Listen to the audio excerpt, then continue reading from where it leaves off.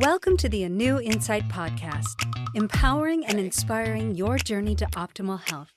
Hosted by Dr. Supatra Tovar, clinical psychologist, registered dietitian, fitness expert, and author of Deprogram Diet Culture.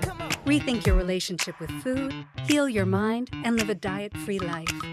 I follow my guests' journey to optimal health, providing you with the keys to unlock your own wellness path. Tune in and evolve with us. Hello and welcome to the A New Insight podcast. I am Dr. Supatra Tovar, and I am thrilled to have speaker, author, and Normalize the Conversation podcaster Francesca Reicheter with us today. Francesca, welcome. Hi, thank you so much for having me. Yay. I'm so excited. I was on Francesca's podcast and we decided to do a pod swap. She is incredible. And I want the world, if you don't already know about her, to know about her. She's incredible. So I'm going to read a little bit about Francesca and then we'll get right into our questions. Francesca Reicheter is the founder and president of Inspiring My Generation, a nonprofit organization dedicated to normalizing mental health conversations, increasing access to mental health resources, and breaking the stigma surrounding mental health challenges. Francesca has become a powerful advocate, speaker, and author in the mental health space. In 2021, Francesca published You Are Not Alone, the workbook, as a guide to help the reader build a coping toolbox.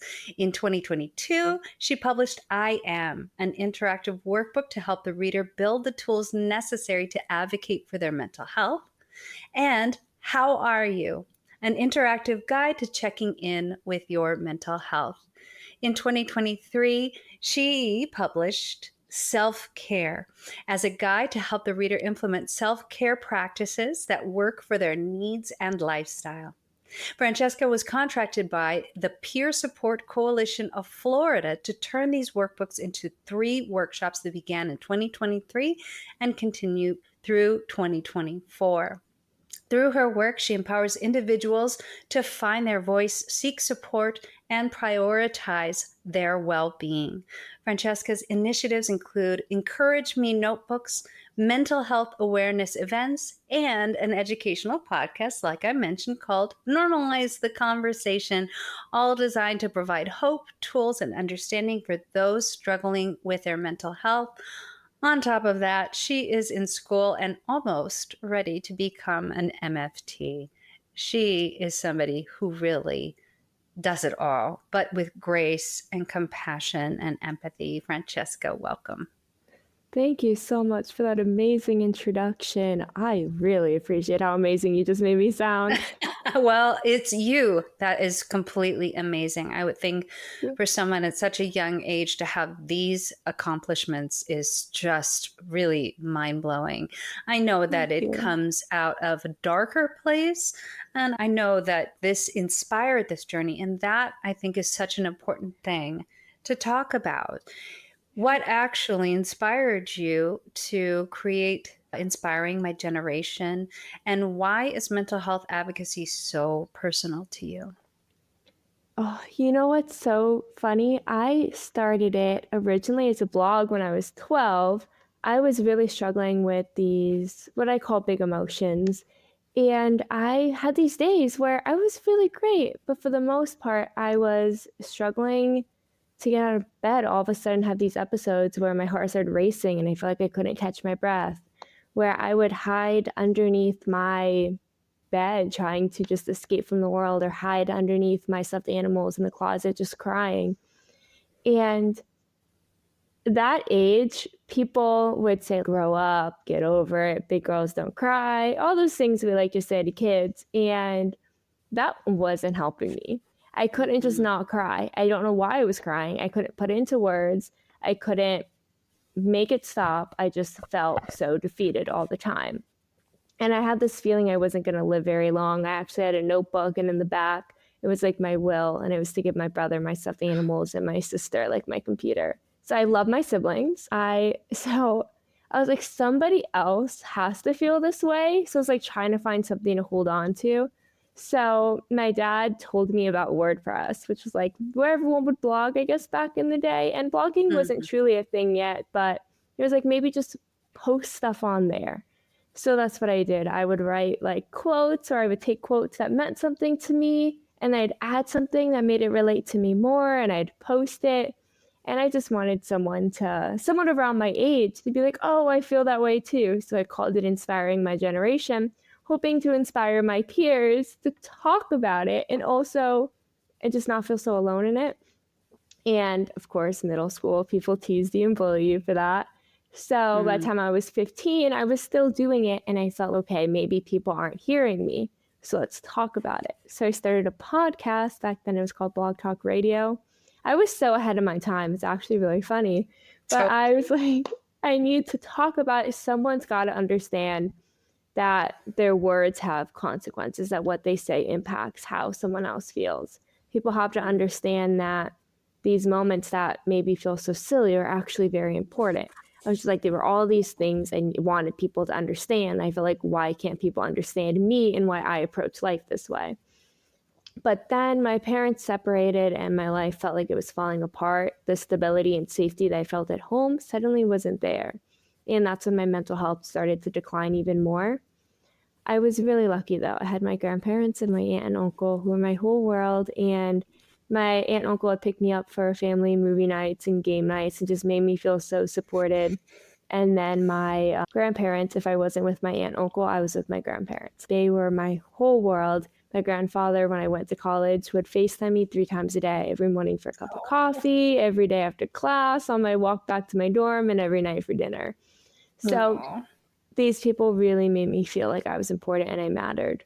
So I go to college and I'm still struggling to feel like I'm worthy of being alive, feeling like I'm good enough.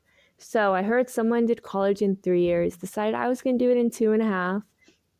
And yeah, no. So I didn't sleep. I didn't cope. I didn't take care of myself. I didn't do anything I needed to do. I was starving myself. I was just not in a place I needed to be in.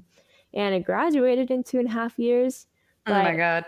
the idea that life was going to be all better by then was not the case. I was feeling even worse. And 3 weeks before I was about to walk the stage, my grandparents got into a car accident.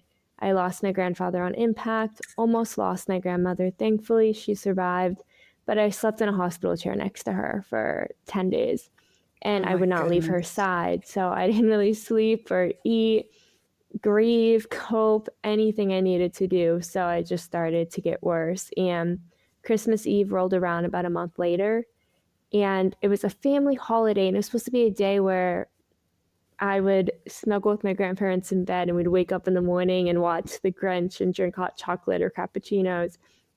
That was like how I associated Christmas Eve, and suddenly that wasn't going to be a thing anymore. And it all hit me. I attempted to end my life for the first time on Christmas Eve.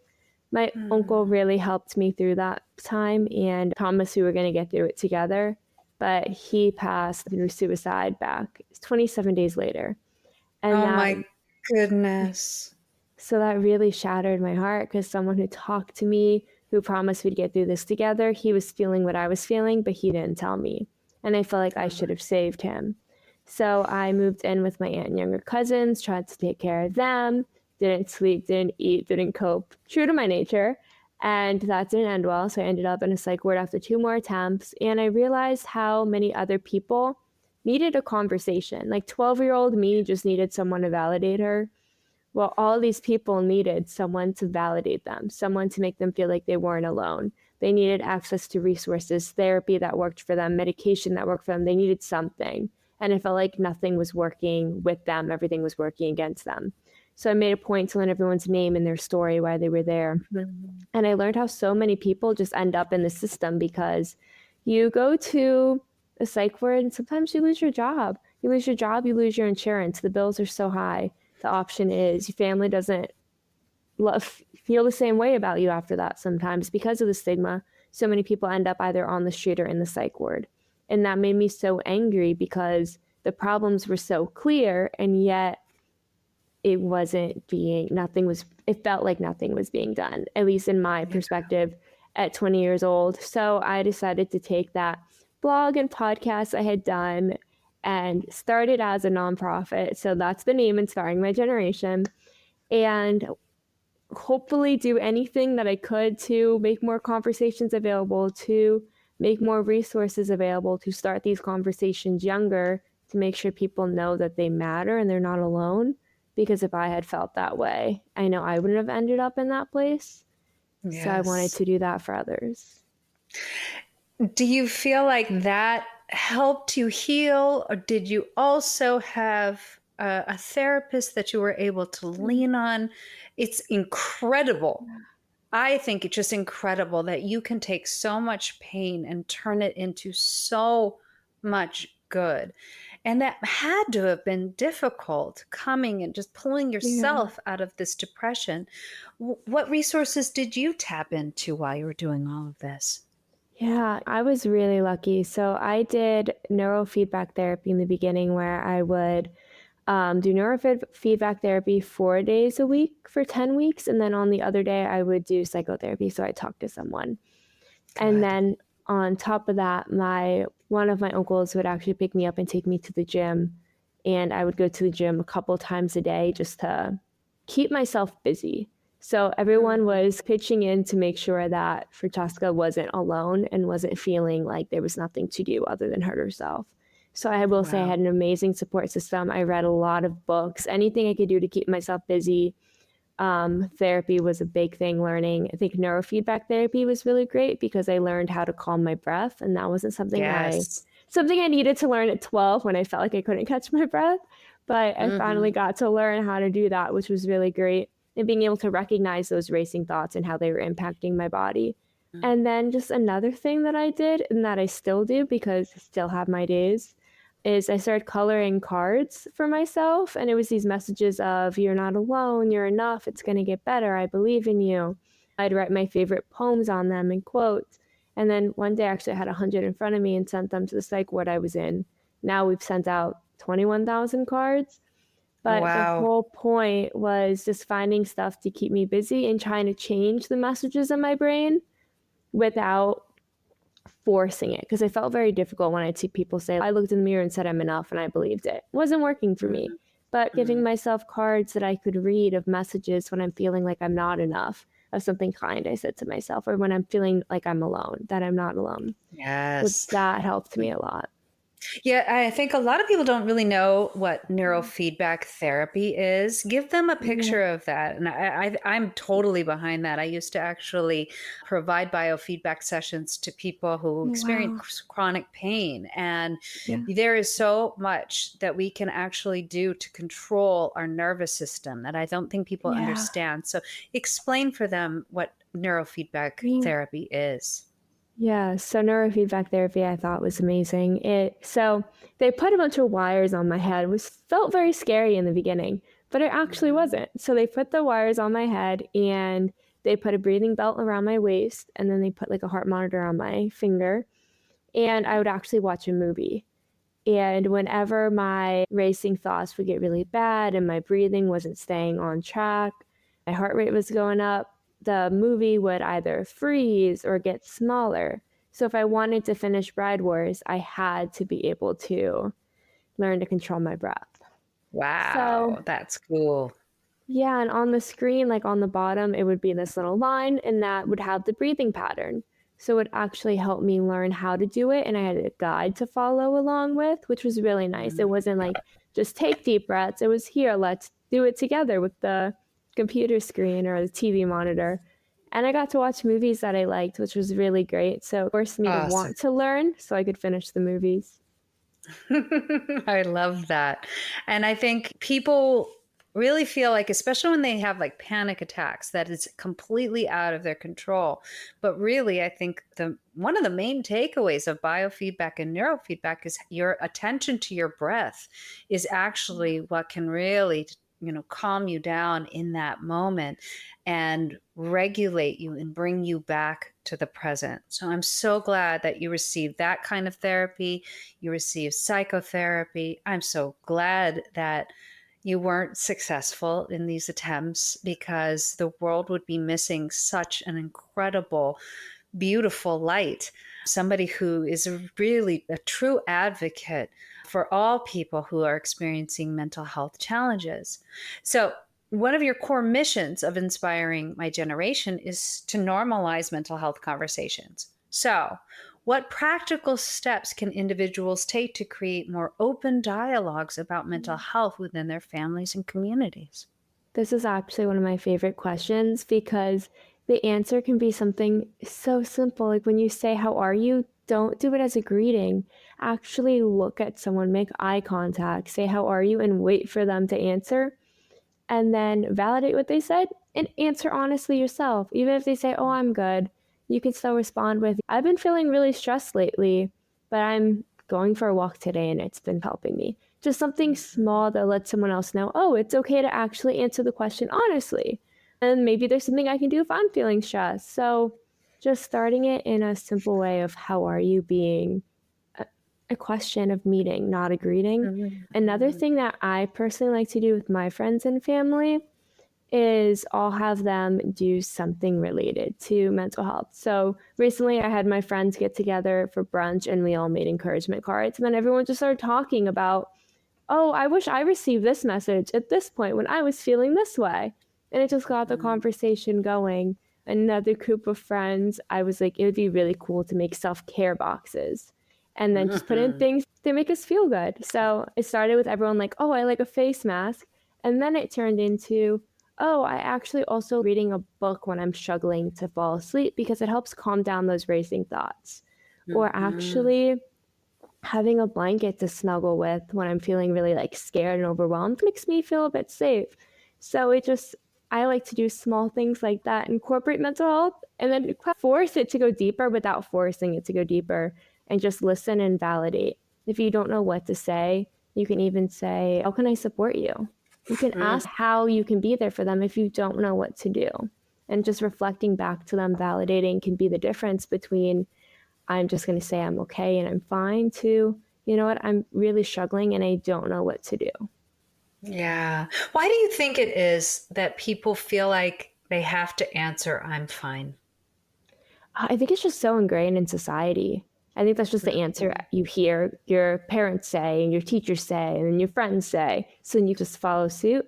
I also think there's not enough, but conversations don't show, TV shows don't really show vulnerability as a strength, especially not earlier TVs. I think we're seeing it shift a bit, but a lot of times vulnerability is seen as weakness.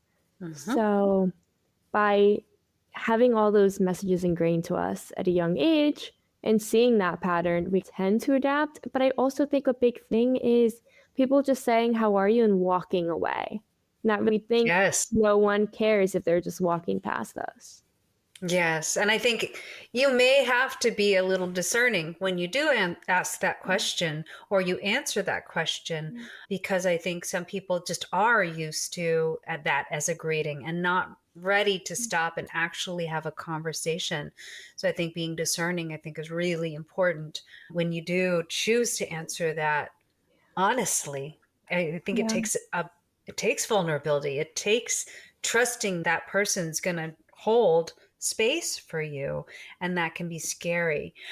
Well, tell me about this. Tell me about your Encourage Me notebooks, as well as your interactive workbooks, and they help people process their emotions and their thoughts. How do they work, and why are they so effective?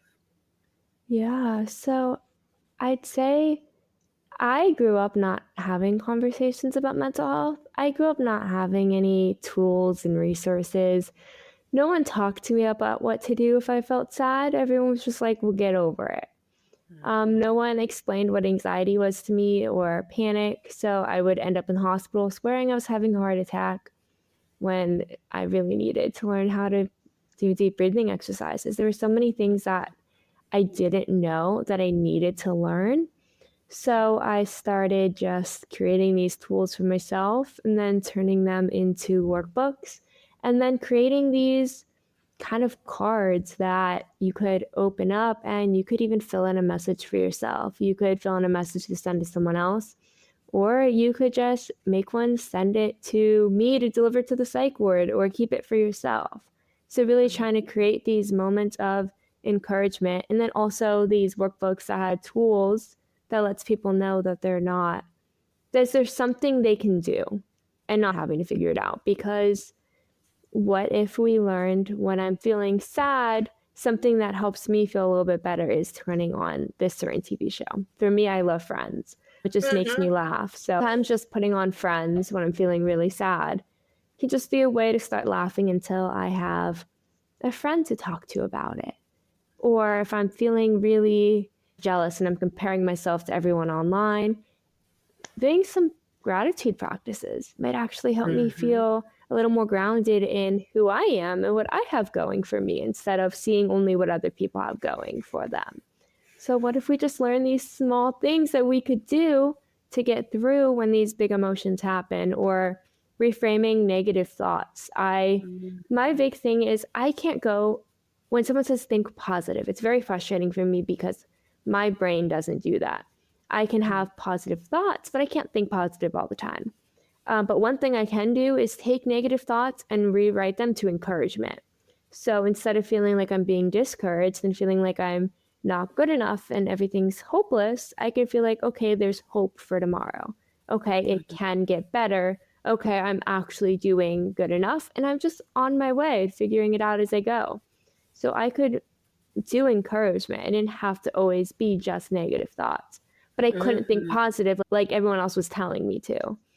And not knowing where to find support.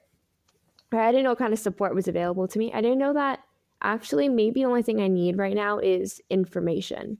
So let me call up some different therapists. Let me call up medical providers. Let me call my insurance company and see who's available to me. Let me look up a podcast like this that I can get some information from. Or maybe I need physical support with a hug. Or maybe I need to learn coping skills, or I need someone to validate me. There's all these different types of support that's available based on what I need, and I can actually figure out what I need and then even put it into words to tell someone else. So I started creating these guides so that the things that I'm learning, so whatever I'm learning that year is the workbook that you're getting next year, which I I think is really love cool as well. this. I love this. And it's not, I do agree that I think a lot of people look at positive thinking and they roll their eyes because they're like, how is that going to really help? But you're actually advocating for is expanding the mindset. Yeah. It's not about narrowing it down and only thinking a certain way. It's about opening up different ways that you can view things. And it Yeah. may have a more positive spin to it, but it's not like just saying something that's a blanket statement that you can't even grasp onto or Yeah. believe in the moment when you're feeling terrible. But you Yeah. can take little incremental steps that help to lift you away from that depression or that anxiety. And I think that is so helpful and so realistic for people. Yeah. So let's actually talk about the importance of early intervention and accessibility. I think this is something that you speak often about, but there are many systemic barriers. What do you think needs to be addressed to improve this early intervention and accessibility? Yeah, well, one thing that always comes to mind is insurance parity. To begin with, a lot of insurances don't want to cover treatment, and that tends to be more reactive to begin with. And a lot of times they require diagnosis to cover anything, and it may only be limited services. So I'd like to see definitely more work with our insurance companies to support mental health Yes. treatment and preventative mental health treatment by just being able to work on figuring out who I am, who I want to be, how to learn stress management techniques, resiliency skills. But I also think our schools is a perfect place to be starting these conversations. We take PE, physical health.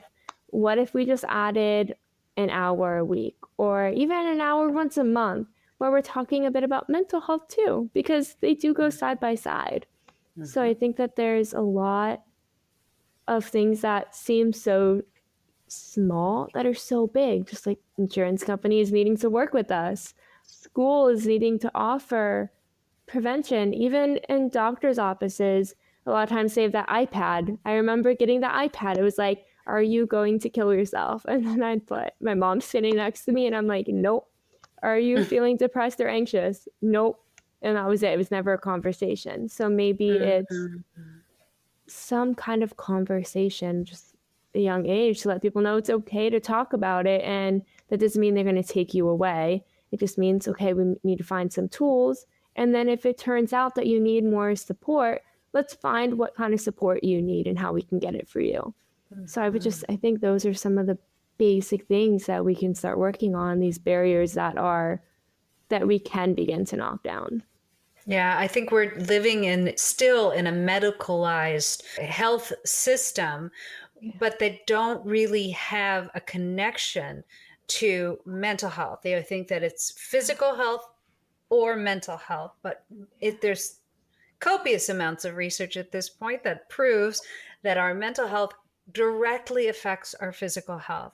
And so incorporating more mental health into treatment is going to improve everyone's physical health. So hopefully we will start to see that a bit more. You see that with some certain initiatives, Kaiser Permanente, even though they're really honestly not, they're not doing very well in terms of providing clinicians for their people, but they do try to integrate mental health help, like in terms of giving you access to the Calm and the Headspace apps and really encouraging more holistic health. But it's not enough. We definitely need so much more. One more quick question before we end this part of this amazing episode.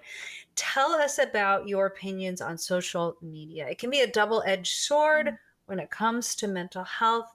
In what ways can we leverage platforms like Instagram to promote mental well-being rather than exacerbate mental health Yeah. issues? It is a double-edged sword, isn't it? I actually personally do not like social media. I was crying about it.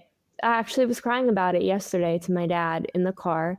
I was like, you know what? I'm really frustrated. I hate feeling like I have to post online because automatically I want to check and see who's liking it. If people are Yeah. commenting, why aren't they? And I'm just doing this whole comparison game to myself, to another person who's posting about mental health, or just a friend who's posting.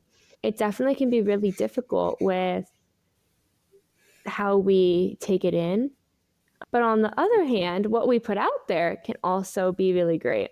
So we can talk about mental health and put a resource that maybe someone else really needs to see. And that resource Mhm. ends up being the difference between life and death, the difference between someone wanting to keep going and knowing that there's something out there for them.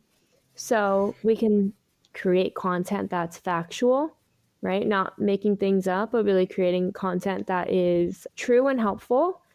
And I think just a big thing as a consumer that we can do. We often think as a consumer, we just have to take in whatever comes to us. I know I'm guilty of that, just all night on Reels or TikTok. But one thing that I learned is I can control what accounts I follow. I can Yes. control the accounts that I'm engaging with, because that's going to directly impact my algorithm.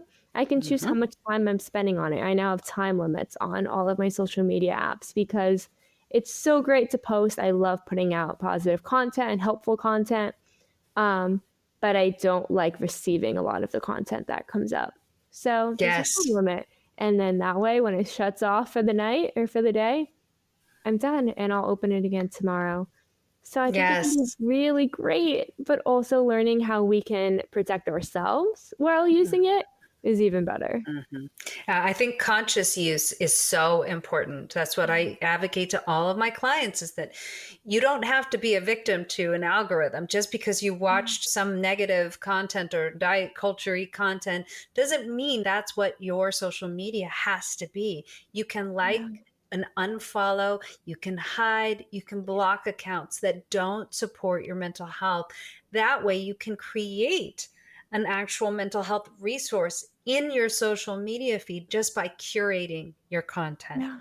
And I think gravitating to really asking yourself that internal question: how does this Yeah. content make me feel?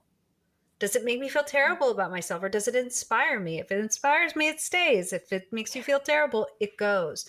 And when you do that, you really can go into your social media and feel good about it. Like pretty much mine's all like Mm. puppies and kittens and sloths and panda bears and things like that. Then I could watch for hours, I could watch for days. And it certainly makes me feel better when I'm there and inspiring people like you as well. So we're going to get more into the rest of our questions in the second part of this episode, but for now we're out of time. Thank you so much, everyone, for joining us. Tune in next time for the second half of this amazing interview with speaker, author, and Normalize the Conversation podcaster, Francesca Reiketer. Thanks for tuning into the A New Insight podcast. Please remember, the contents shared on this podcast is for entertainment purposes only and does not constitute medical advice. You can find us anywhere podcasts are streaming, on YouTube at my.anu.insight and at anu-insight.com under the A New Insight podcast tab. And follow us on our socials at my.anu.insight on Facebook, Instagram, TikTok, and Threads for more updates. Tune in next time and evolve with us.